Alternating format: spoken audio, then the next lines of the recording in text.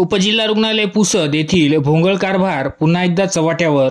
सुविधांचा अभाव, मंत्री महोदय लक्ष देणार का?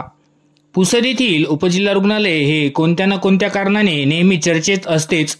यात प्रामुख्याने रुग्णालयातील अपुऱ्या सुविधा, रुग्णांना तुच्छ वागणूक, डॉक्टरांची कमतरता, गरोदर महिलांची हेळसांड, रुग्णांच्या उपचारामध्ये निष्काळजीपणा या सर्व बाबी जशाच तशा आहेत.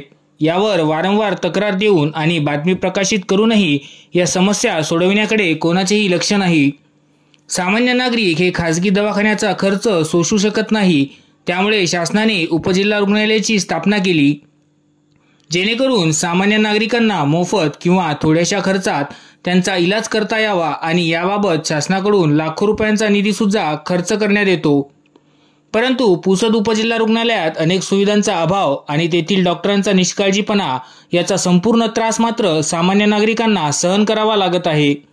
याचेच अजून एक उदाहरण म्हणजे संतोष उत्तम पवार, राहणार इटावावाड पुसद, हे त्यांची पत्नी गरोदर असल्याने व तिच्या प्रसूतीची वेळ आल्याने तिला घेऊन दिनांक 17 एप्रिल 2025 रोजी उपजिल्हा रुग्णालय पुसद येथे सायंकाळी 6 वाजता आणण्यात आले.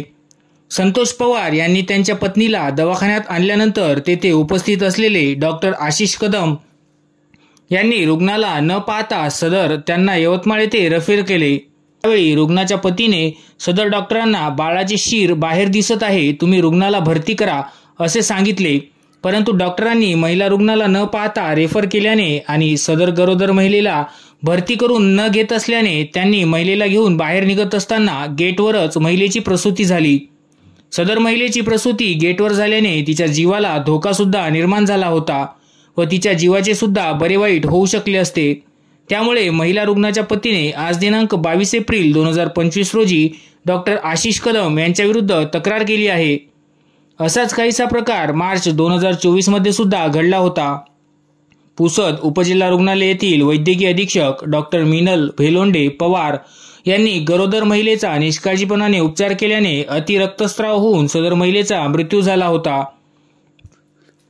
यामुळे वैद्यकीय अहवालानंतर दिनांक 20 मार्च 2025 रोजी वैद्यकीय अधीक्षक मिनल भेलोंडे पवार यांच्यावर पोलीस स्टेशन पुसद शहर येथे गुन्हा नोंद करण्यात आला होता. तरी सुद्धा उपजिल्हा रुग्णालय पुसद येथील असे गंभीर प्रकार थांबण्याचे नाव घेत नाही. आपल्या राज्याचे राज्यमंत्री तसेच पुसद विधानसभा आमदार इंद्रनील नाईक यांनी सुद्धा या गंभीर बाबींकडे लक्ष देणे गरजेचे आहे. राज्यमंत्र्यांच्या गावातच आरोग्य यंत्रणा कोलमडलेली असल्याने अनेक प्रश्नचिन्ह निर्माण होऊन गरोदर महिलांचे जीव सुद्धा धोक्यात येत आहेत.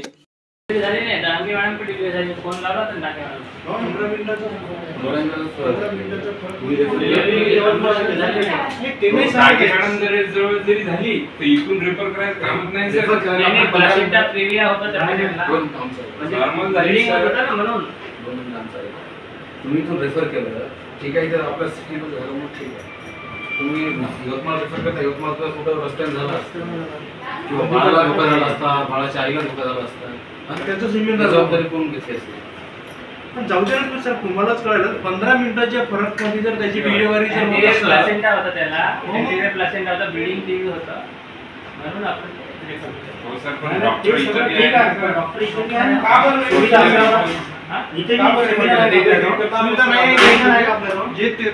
जे प्रॉब्लेम होतं त्या प्रॉब्लेमचं इथं सोल्युशन नव्हतं का? आपल्याकडे ट्रीटमेंट नाही आहे का? आपल्या प्लासेंटा मॅडमला बोलले का? प्लासेंटा प्रिव्हियससाठी आपल्याकडे ट्रीटमेंट अवेलेबल नाही आहे. आपल्याकडे गायनिंग कसं नाही, मॅडमला तुम्ही आहे का? अच्छा, आपल्याला काही अडचण नव्हती मॅडम. तुम्ही असेपर्यंत ती डिलिव्हरी होऊ लागली, तुम्ही जराशा दवाखान्याच्या बाहेर गेले की आम्हाला रेफर देऊन टाकलं. ते तुमची बाहेर जाण्याची वाट पाहू लागले काय? तुम्ही असेपर्यंत सगळं नॉर्मल होतं. तुम्ही जसे नाही का खाली नॉर्मल आहे, ठीक आहे. मग मॅडम तुम्हाला नॉर्मल म्हणून सांगितलं, मग नंतर हे असं तुम्ही कसं काय आलं? आयडी उतरले तुम्हाला रेफर केले सांगितलं.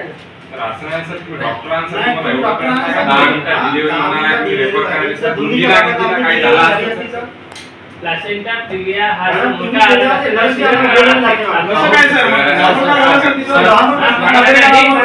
सांगितलं होतं त्यांना, हे भाऊ होते की हे नॉर्मल पण होऊ शकते, कधी मला एक सांगा, आता तुम्हाला काय सांगितलं होतं? ऐका ना, ब्लीडिंग टीव्ही होतं. ब्लीडिंग टीव्ही मध्ये आपण प्लासेंटा जे हालते ना, अँटेरियर प्लासेंटा असते, त्याच्या खाली येते ना, तर तेव्हा प्रॉब्लेम होऊ शकते म्हणून आपण सेफ्टीसाठी पाठवतो. आणि सेफ्टी 15 मिनिटं डिलिव्हरी आहे अशी कुठे सेफ्टी आहे? हो ना, 15 मिनिटामध्ये डिलिव्हरी झाली. सेफ्टीसाठी पडलो. मॅडम बोलत होत्या विकास पवारचा फोन यायला त्यांनी होता. त्यांनी लास्ट मोमेंटच जाऊ दे, एक तेव्हा कळलं नाही. विषय असतो तर वेगळी गोष्ट आहे ना. 15 मिनिटाच्या मध्ये लास्ट मोमेंटला 5 मिनिटं सुरुवातीला जेव्हा पेशंटचा होता ना, गाड्यामध्ये तिथं विषय आहे की आम्हाला सर्व मॅडम, बाळ नाही का हे एवढं डोकं नाही का ते गाडीमध्येच निघालं होतं. जसं आम्ही रूम मध्ये नेलं मॅडम. हे चुकीचं आहे.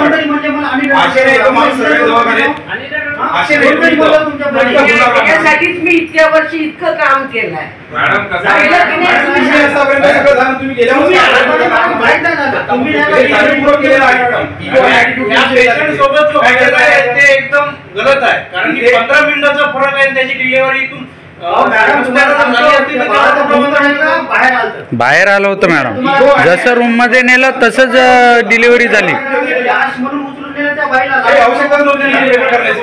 गाड्यामध्ये तुम्ही काय करायचं मॅडम लोकांना पण नैसर्गिक तुम्ही नाही, डिलिव्हरी नाही, करा. जबाबदारी तुमची आहे. जबाबदारी जबाबदारी सोडून होतं मॅडम. त्याची जबाबदारी तुम्ही जास्त तुमच्या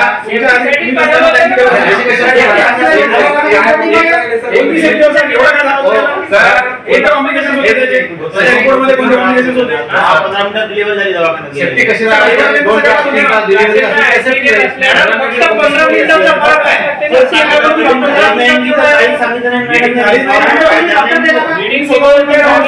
फोन केला त्यांनी मॅडमनी म्हटलं बिडिंग होतं म्हणून तिला नाही, यांनी आपल्याला ambulance हे जाणीवपूर्वक केलेला विषय आहे मॅडम. आणि यासाठी आम्ही हा विषय प्रकरण दाखवू दिला.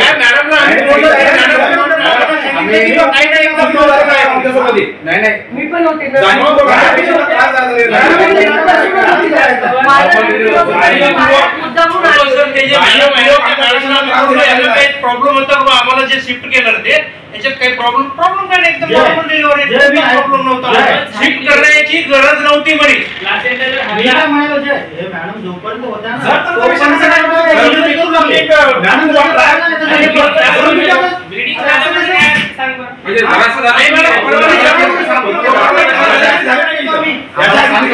जरासा पेशंट क्रिटिकल असतात तुम्ही रेफर करता डॉक्टरांसाठी. दवाखाना कशासाठी आपण याचा पगार किती संतोष गव्हर्नमेंट सगळे मीटिंगला तुम्ही रेफरच केले का? पेपर नाही.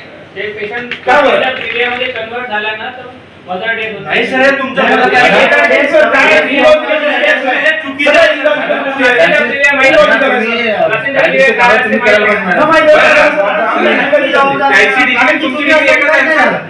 नाही वेगवेगळी डिग्री आहे का? वेगळं शिकवते. हे बालरोग तज्ञ आहे. हा मग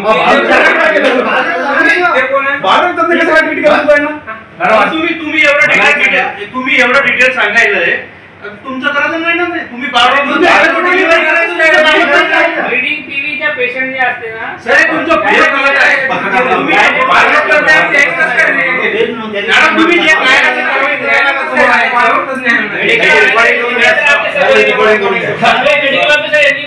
प्रायमरी गोष्ट तुम्हाला डिलिव्हरी शिकवण्यात आलं जसं नाही पहिले तुम्हाला माहित नाही पण कसं सांगताय तुम्हाला माहित नाही पण कसं बोलतो तुम्ही आता माहित नाही कसं बनत तुम्ही आताच म्हणता मला माहिती नाही त्याचं. तुम्ही म्हणता सेफ्टीसाठी दिलं.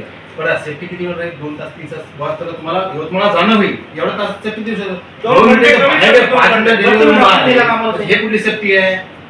डॉक्टर आम्ही ऑन ड्युटी वाले ते नाही तसं काही डॉक्टर दिला का पण एवढी क्रिटिकल सिच्युएशन होती तुम्ही एखादा डॉक्टर हाताखाली द्यायला पाहिजे. काय वाटते ते अँब्युलन्स वाला देव माणूस होता त्यांनी लाश उचलली आमच्यावाली माहिती आहे का तुम्हाला? त्यांच्या हाताला लागलं तरी त्यांनी उचलून नेलं. चांगले आहे त्याचं पहा. हे जाणीव झालेला विषय काय होता? आणि याच्या आधी 2-3 वेळा करा आलेला असेल विषयीचं. ॲम्ब्युलन्स दिली दवाखाना चाललाय बरं का आपल्या इथे.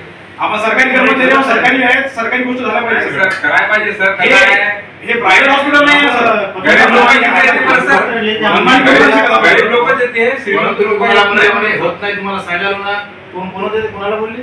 कोण तुम्ही होत नाही तुम्हाला सांगायला ना घेऊन जा म्हणलं तुम्हाला समजत नाही का? या ॲडव्हान्स या बोलले नाही. अरे तुमचं तुम्ही ऐकलं विकास का? पवारला फोन लावून